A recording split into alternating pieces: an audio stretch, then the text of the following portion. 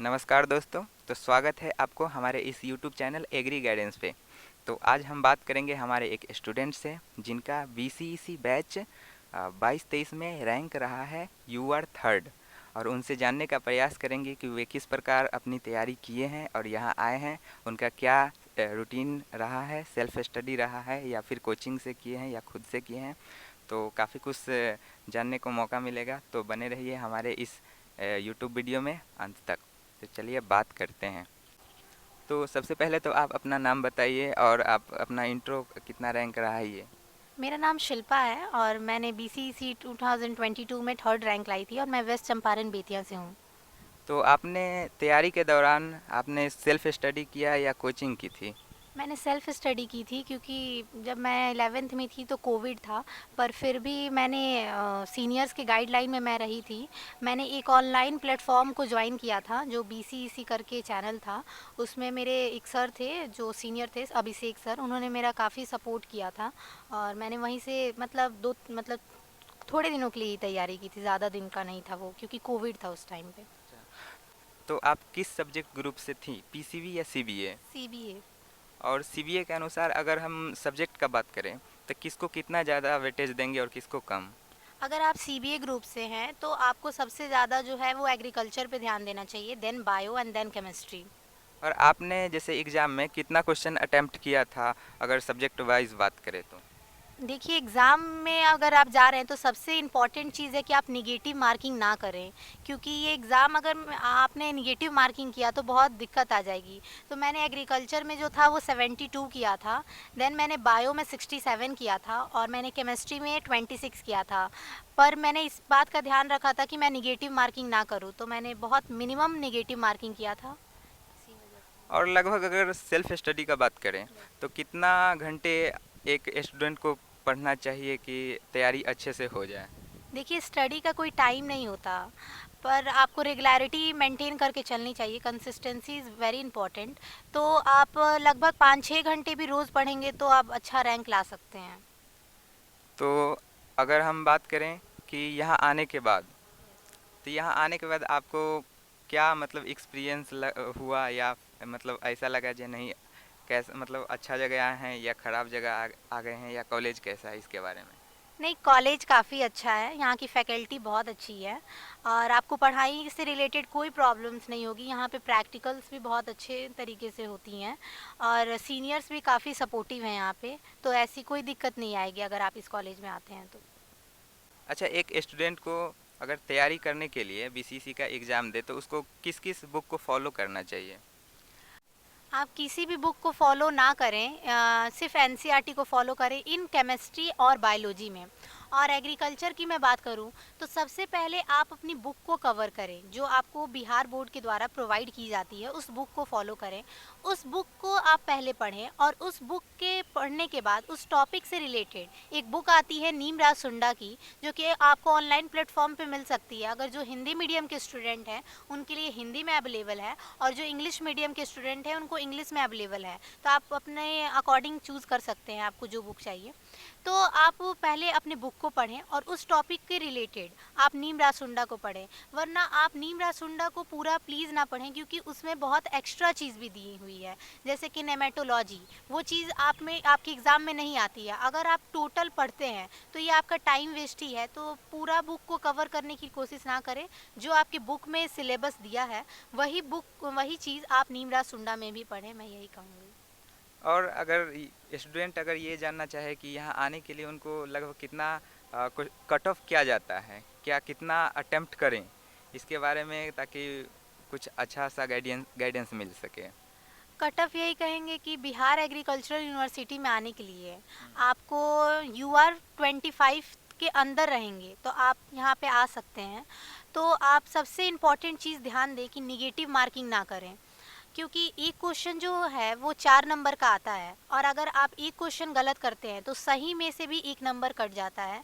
तो इसीलिए सबसे इम्पॉर्टेंट चीज़ मैं यही कहूँगी कि निगेटिव मार्किंग आप प्लीज़ ना करें, और जो भी क्वेश्चन बनाएं वो कॉन्फिडेंट के साथ बनाएं। और अगर आपका क्वेश्चन कम बना है, अगर आपको उसमें 50% चांस लग रहा है, तो उस क्वेश्चन को लगाएं। अगर आपका क्वेश्चन सही बना है तो आप 50% क्वेश्चन को भी ना लगाएं, कॉन्फिडेंट के साथ जो भी बनाएं वो कॉन्फिडेंट के साथ बनाएं। अच्छा, ये जो यूआर रैंक 25 के अंडर होना चाहिए, ये पीसीबी के लिए है या सीबीए के लिए है? ये सीबीए ग्रुप के लिए मैं बता रही हूँ, पीसीबी के लिए नहीं बता रही। और एग्ज़ाम बीसीसी के एग्ज़ाम के लिए मतलब कैसा क्वेश्चन पैटर्न रहता है और क्या टाइम डिवाइडेड है? 100 क्वेश्चंस होते हैं और 1.5 घंटे होते हैं।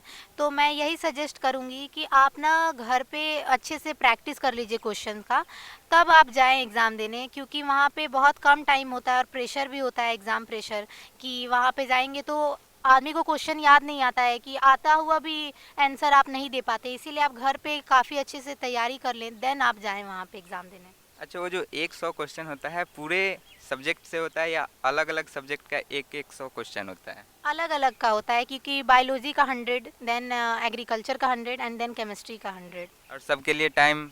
हाँ हाँ, सबका 1.5 घंटा होता है सब। सबके लिए टाइम 1.5 घंटा होता है।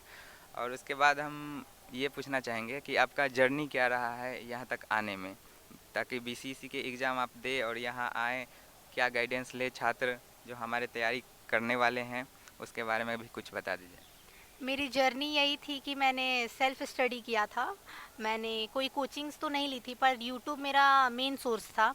तो यही कहेंगे कि कंसिस्टेंसी बनाए रखें और ख़ुद पे बिलीव रखें, और क्वेश्चन प्रैक्टिस प्लीज़ करें लास्ट मोमेंट पे, जब आप एग्ज़ाम के पास आ गए हों तो, क्योंकि क्वेश्चन प्रैक्टिस करेंगे तो एक कॉन्फिडेंस आता है और आप अच्छे से एग्ज़ाम भी दे पाते हैं।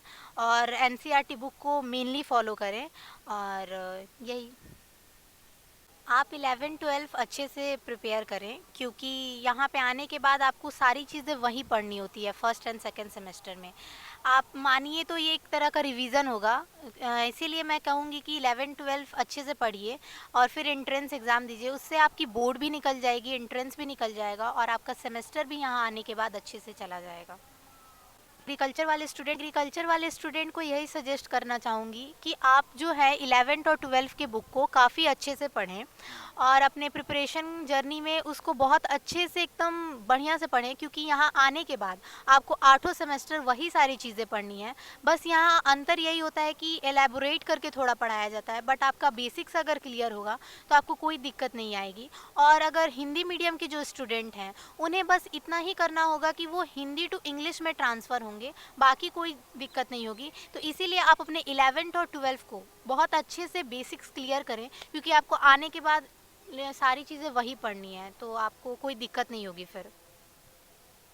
तो यहाँ कॉलेज में आने के बाद जैसे यहाँ आपका कितना फ़ीस लगा होगा एडमिशन के वक्त, क्या पर सेमेस्टर फ़ी है और आपको क्या फैसिलिटी मिलती है, इसके बारे में भी आपने हमारे ऑडियंस को कुछ बता दीजिए। एडमिशन के वक्त आपका 10,000 के लगभग फ़ीस लगता है, और अगर मैं सेमेस्टर वाइज बात करूं तो 3,000 पर सेमेस्टर आपका लगता है, जनरल एंड बैकवर्ड कैटेगरी का।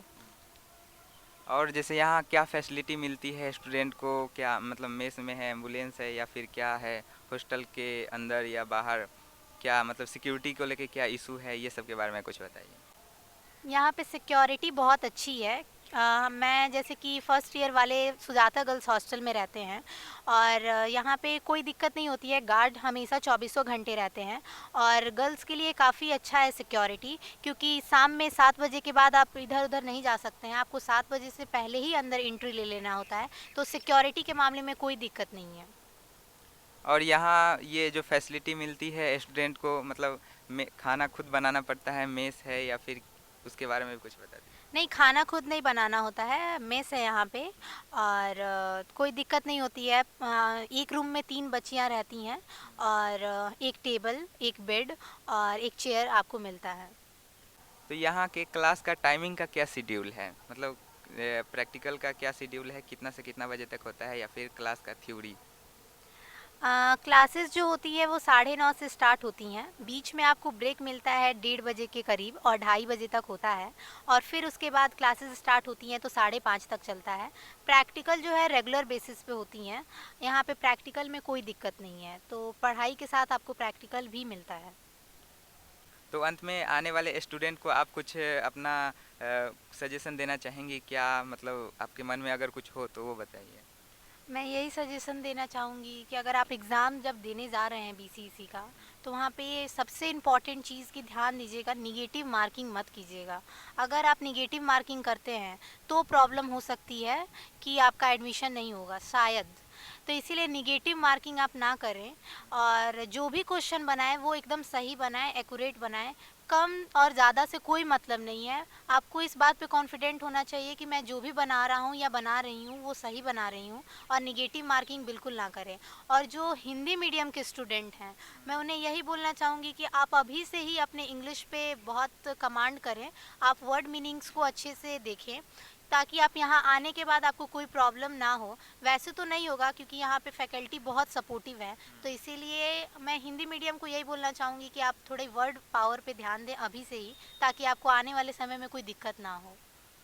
तो बहुत बहुत धन्यवाद आपका थैंक कि आपने कुछ कुछ गाइडेंस दिया आने वाले स्टूडेंट को। आने वाले जो स्टूडेंट हैं वह काफ़ी इससे जानकारी ले सकेंगे और अपनी तैयारी बेहतर कर सकेंगे। तो और आपको दिखा दें कि अगर आपको यहाँ अगर एग्रीकल्चर के अलावा अगर बायोटेक्नोलॉजी मतलब कोर्स में एडमिशन लेना है तो आप देख सकते हैं college of agricultural biotechnology Sabour, ये इसी यूनिवर्सिटी में खुल चुका है। आपको यही बिल्डिंग है, इसी के अंदर उनका सारा एकेडमिक सेल, एग्जामिनेशन सेल, ये सारा उसी में है। और जैसा कि आप लोग देख सकते हैं, कुछ हम थोड़ा व्यूज आपको दिखा देते हैं कि ये एक नया लेक्चर हॉल बना है। ठीक है, लेक्चर हॉल है जिसमें 4 लेक्चर थिएटर है और एक बड़ा सा एग्जामिनेशन हॉल है। देख सकते हैं पूरा fully AC, fully air condition है। और ये हम पीजी लैब की ओर अभी हम हैं। आप व्यूज़ देख सकते हैं कितना बढ़िया है, इंफ्रास्ट्रक्चर है। तो हमारे इस कॉलेज के लिए आपको अगर आना है तो अच्छी ढंग से तैयारी करिए। और काफ़ी अच्छा माहौल है यहाँ पे और काफ़ी सपोर्टिव लाइफ है। और हॉस्टल हॉस्टल ये सब मेस सबका फैसिलिटी यहाँ पर है, कोई दिक्कत है नहीं। सिक्योरिटी हो या फिर गार्ड भी हमेशा आप देख सकते हैं। हॉस्टल या फिर गेट इसके पास गार्ड आपको मिल जाएंगे, सिक्योरिटी इशू नहीं है। और उसके बाद यही कहना चाहेंगे कि आगे हमारे और जानकारी के लिए आप हमारे इस यूट्यूब चैनल एग्री गाइडेंस को सब्सक्राइब कर लें। ठीक है, और बहुत बहुत धन्यवाद आपका। देखते रहें हमारे चैनल एग्री गाइडेंस। बहुत बहुत धन्यवाद।